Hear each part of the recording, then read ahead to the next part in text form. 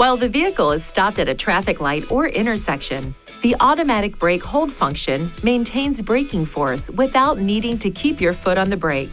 Once you press the accelerator again, the automatic brake hold function returns to standby mode, and the braking force is released.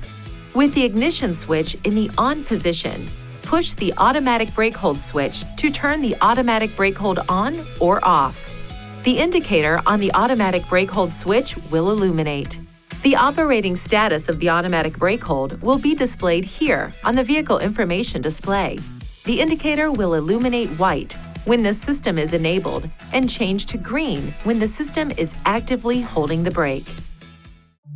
Please see your owner's manual for important safety information, system limitations, and additional operating and feature information.